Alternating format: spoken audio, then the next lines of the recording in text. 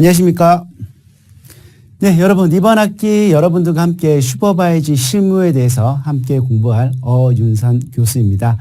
자, 여러분들 슈퍼바이저라는 단어에 대해서 현업에 근무하시는 분들 같은 경우에는 이제 많이 익숙한 단어겠죠. 하지만 개인 사업을 하거나 또는 프랜차이즈를 경험해보지 못한 분들, 이런 분들한테는 굉장히 생소한 단어일 거예요.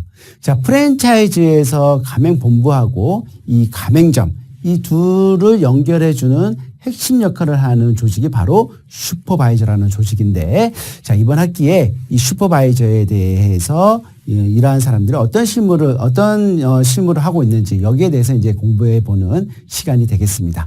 자, 그럼 교과목 오리엔테이션부터 함께 알아보도록 하죠. 자, 이번 교과목의 교과 목표는 외식이나 또는 프랜차이즈 기업에서 필수적인 조직으로서 중요한 역할을 하고 있는 조직이 바로 뭐예요? 우리가 지금부터 공부해야 될 슈퍼바이저죠. 그래서 이 슈퍼바이저라는 것은 가맹사업의 어떤 성공적인 경영을 지원하는 조직이에요. 그래서 슈퍼바이저의 기본적인 사항을 우리는 학습을 하고 또 문제 해결 능력을 배양하는 것. 이것이 이번 시간의 목표다. 이번 학기의 목표다라고 이렇게 얘기를 할 수가 있겠습니다. 그래서 우리가 슈퍼바이저에 대해서 기본적인 지식은 일단 우리가 먼저 좀 알고 있어야 되는 것이고요. 그죠? 이 기본적인 부분을 통해 가지고 과연 이 슈퍼바이저가 현장에서 어떻게 업무가 이루어지고 있는지, 그리고 그러한 업무를 통해 가지고 어떤 문제가 발생되었을 때 그 문제 해결을 어떻게 해결을 하는지에 대한 부분을 배양하는 것. 이것이 이번 교과목의 목표다라는 부분들 여러분들이 잘 아시면 좋으실 것 같아요. 자, 그럼 이번 교과목의 강의는 어떻게 진행되느냐라는 부분도 우리가 좀 보면 좋겠는데요. 총 4가지 순서대로 진행이 될 거예요. 자, 들어가기, 학습하기, 평가하기, 정리하기, 이렇게 4단계로 진행이 됩니다. 자, 들어가기는 먼저 우리가 좀 전에 말씀드렸던 주차별 학습 내용에 대한 목표를 좀 확인을 했고요. 우리가 좀 전에는 교과목에 대한 목표였고, 요거 지나고 나서 본격적으로 우리가 1강 들어갈 때는 이 주차별 학습 내용하고 목표에 대한 부분들을 같이 또 알아볼 거예요. 자, 들어가기 우리가 과연 이번 시간에 무엇을 배울 것인가에 대한 목표를 확인하고 난 다음에 그 다음에 이제 본격적으로 학습하기가 들어가겠죠. 그죠? 자, 슈퍼바이징에 대한 주요 이론 그리고 실무에 대한 강의를 진행을 할 거예요. 그래서 제가 이번 슈퍼바이징 실무에 대해서는 말 그대로 실무에 대한 부분들을 많이 들어갈 거예요. 그래서 사례를 많이 추가를 해서 제가 강의를 한다라는 부분도 여러분들 잘 이해를 하시면 되실 것 같아요. 자, 그래서 그 다음에 이제 학습하기가 다 끝났어요. 제 강의가 다 끝났으면 이 학습한 내용을 토대로 해가지고 퀴즈를 좀 풀어볼 거예요. 뭐 퀴즈라고 해서 여러분들 너무 이렇게 경직되지 마시고요. 제가 저하고 같이 저랑 여러분하고 같이 한 번 더 공부한 내용을 생각해 본다라는 식으로 여러분들이 생각을 하시면 될 거예요.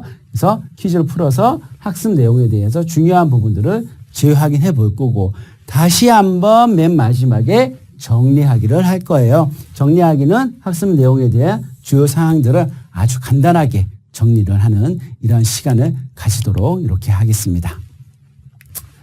자, 다음은 이제 주차별 강의 내용이에요. 자, 우리가 총 15주차를 진행을 하게 되죠. 15주차를 진행하게 되는데 중간고사, 기말고사를 제외하면 총 강의는 13강 강의가 진행이 될 거예요. 13강 강의 중에서 CEO 특강이 있죠. CEO 특강이 있는 부분들을 2강을 빼면 총 11강 강의를 여러분들하고 저하고 같이 이제 진행을 하게 될 겁니다. 그래서 각 주차별로 과연 우리가 무엇을 배울 것인가 여러분 궁금하시죠? 그죠?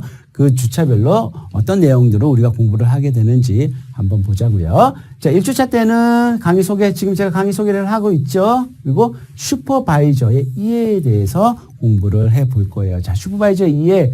자, 슈퍼바이저의 개념. 과연 슈퍼바이저가 뭐냐? 어떤 거를 슈퍼바이저라고 하느냐? 그 개념을 우리가 먼저 정립을 하고 강의를 시작을 해야 되겠죠. 그리고 슈퍼바이저의 중요성. 또 왜 슈퍼바이저가 필요한지에 대한 부분 거의 뭐 비슷한 얘기이기는 하지만 중요성과 필요성에 대해서 우리가 한번 짚고 넘어가야 될 부분이기는 해요. 자, 그다음에 슈퍼바이저가 과연 프랜차이즈에서 어떤 역할을 하는지 그리고 그 역할을 수행하기 위해서 과연 슈퍼바이저가 가지고 있어야 되는 역량은 도대체 어떤 역량들이 필요한지. 그래서 여러분들 역량에 대한 부분 말은 역량 계속 말씀은 하고 있는데 과연 역량이라는 게 과연 무엇이냐에 대한 부분을 우리가 구체적으로 물어보면 사실 선뜻 대답하기가 쉽지는 않죠. 그죠? 그래서 이번 시간에 과연 역량이라는 게 무엇인지 역량의 정의 또 각 슈퍼바이저가 갖춰야 될 역량들은 구체적으로 어떤 역량들이 필요한지 또 그 역량의 어떤 레벨 단계를 우리가 어떻게 정의를 내릴 건지 이러한 부분들에 대해서 같이 한번 공부를 해보도록 할 거예요. 그래서 여러분들 이번 시간에 이 역량이라는 대한 부분들을 꼭 좀 알고 지나갔으면 좋겠어요. 아시겠죠? 자, 그 다음에 슈퍼바이저의 권한, 슈퍼바이저가 가지고 있는 권한이 있죠. 그 다음에 자격 조건 뭐 이런 부분들을 이번 시간에 학습을 하게 될 겁니다. 자, 2주차 때는 뭘 하냐? 2주차 때는 가맹사업에 대해서 이해를 해야 돼요. 자, 슈퍼바이저가 뭐예요? 가맹점과 가맹본부와의 교두부 역할을 하는 것이 바로 슈퍼바이저죠. 그러니까 당연히 슈퍼바이저가 포함되어 있는 이 가맹사업에 대해서 반드시 이해를 하고 넘어가야지만 이 슈퍼바이저도 이해가 할 수가 있다라고 할 수가 있죠. 자, 그래서 가맹사업에 대한 개념, 우리 기본적으로 개념 부분에 대해서는 명확하게 알고 넘어가야 되는 것이 맞는 것이죠. 가맹사업의 개념, 또 가맹사업에 대한 특징이라든지 특성에 대한 부분들도 한개 알아보고 넘어갈 거고요. 또 가맹사업도 여러 가지 분류를 할 수가 있죠. 우리가 여러분들이 세심하게 안 들어가 봐서 모르겠지만 이 가맹사업에 대한 분류도 여러 가지 분류들이 있어요. 그래서 이 부분에 대해서도 간단히 우리가 확인해 보고 넘어갈 거고요. 자, 그 다음에 가맹사업에 대한 성공 요건들 이 부분도 우리가 가맹사업을 하는 데 있어서 매우 중요한 부분이죠. 성공하기 위해서 우리 가맹사업을 하는 거죠. 그죠? 그래서 이 가맹사업을 성공시키기 위해서는 여러 가지 요건들이 있는데 그 중에서 어떤 요건들이 중요한지에 대해서도 함께 알아보도록 할 겁니다. 자, 3주차 때는 가맹본부에 대해서 알아볼 거예요. 자, 3주차 때 가맹본부에 대해서 알아보고 4주차 때는 가맹점에 대해서 알아볼 거예요. 그죠? 당연히 알아봐야 되겠죠? 자, 가맹본부에 대해서 우리가 알아보면 3주차 때 알아보면 가맹본부에 대한 어떤 개념 또 가맹본부가 갖고 있는 권리가 있어요. 권리가 있다면 반대급부로 당연히 의무도 있겠죠. 그래서 권리와 의무에 대해서 우리가 한번 확인을 해 볼 거고요. 자, 가맹본부가 가지고 있는 역할, 어떤 역할을 수행해야 되고 가맹본부는 도대체 어떤 조직으로 구성이 돼야 되느냐. 자, 여러분들 중에 가맹본사를 하고 싶어 하시는 분들도 꽤 많으시죠. 자영업을 하시는 분들도 거의 대부분 가맹본부를 하고 싶어 하시는 분들도 많고 또 프랜차이즈 본사에 근무하시는 분들이라든지 이런 분들도 그 가맹본부에 대한 시스템을 배워서 나중에 가맹본부를 한번 차려보고 싶다, 창업을 하고 싶다라는 분들도 굉장히 많을 거예요. 그래서 가맹본부가 과연 어떤 역할을 하고 있고 조직은 어떻게 구성되어 있는지 이 부분을 여러분들이 아시게 된다면 훨씬 더 여러분들의 목표가 좀 더 구체화 될 수가 있다라고 이렇게 얘기를 할 수가 있겠죠. 자, 그 다음에 가맹본부도 마찬가지로 가맹점과 똑같아요. 성공을 해야 되죠. 성공한다는 것은 반드시 성공이라는 여러 가지 성공에 대한 요건들이 있지만 그 중에서도 수익이 나야 되는 구조를 가지고 있는 것이죠. 그죠? 그래서 가맹본부의 수익 구조는 어떻게 되어 있는지 또 가맹본부는 가맹점을 모집을 해야 되겠죠. 가맹점을 모집하는 데 있어서 여러 가지 전략이 있을 거예요. 이 전략을 어떻게 구축을 하는지에 대한 부분들도 여러분들이 3주차 때 저랑 함께 같이 공부를 하시게 될 겁니다. 자, 그럼 우리가 가맹본부에 대해서 알아봤으니까 그 다음에 뭘 알아봐야 된다고 말씀드렸죠? 그렇죠. 가맹점에 대해서 알아봐야 되겠죠. 자, 그러면 가맹본부도 권리와 의무가 있듯이 가맹점도 마찬가지로 권리와 의무를 가지고 있는 것이죠. 그죠? 그리고 우리가 중요한 거, 가맹점을 우리가 선택할 때, 브랜드를 선택할 때, 아이템을 선택할 때, 과연 그것을 운영하고 있는 가맹본부가 과연 어떤 본부인지에 대한 부분을 우리가 명확히 확인을 하고 아주 우량한 가맹본부를 선택을 해야 되겠죠. 그죠? 그래서 그 가맹본부를 선택하는 선택 기준은 어떻게 되느냐에 대한 부분들도 우리가 한번 확인을 해보고 넘어가야 될 상황이죠. 그리고 가맹점의 교육에 대한 이해와 성공에 대한 부분들. 그러니까 우리가 가맹본부에서 가맹점을 계속적으로 경영 지원도 해주고 교육도 시켜주고 교육 훈련도 해주고 하지만 가맹점에서도 나름대로의 교육과 훈련을 또 통해야 되는 부분들이 있는 것이죠. 거기에 대한 이해와 성과에 대한 부분들도 우리가 함께 알아보는 시간을 가지도록 하죠. 자, 5주차 때는 이제 우리가 가맹 계약에 대해서 우리가 한번 생각을 해봐야 돼요. 자, 가맹본부. 그죠? 자, 그리고 가맹점. 자, 이 둘은 어떤 관계예요? 이 둘은 계약에 의해서 맺어진 관계라는 것이죠. 그래서 이 가맹 계약에 대해서 우리가 충분히 이해를 해야지만 이 슈퍼바이저에 대해서도 우리가 명확하게 이해를 할 수가 있다라고 이렇게 얘기를 할 수가 있어요. 그래서 가맹 계약의 요건, 여러 가지 가맹 계약 요건들이 있죠. 가맹 계약 요건, 그리고 계약 종료에 대한 여러 가지 법률적인 부분들. 요즘에 뭐 여러분들 매스컴들을 통해 가지고 프랜차이즈에 대한 어떤 여러 가지 문제점 이런 부분들을 많이 볼 수 있죠. 많이 또 접하실 거고, 그렇다면 이 법률적인 문제에 대해서도 우리가 어느 정도는 슈퍼바이저라면 어느 정도는 기존의 판례라든지 이런 부분을 우리가 학습을 하고 진행을 해야 되겠다라는 부분들이 있죠.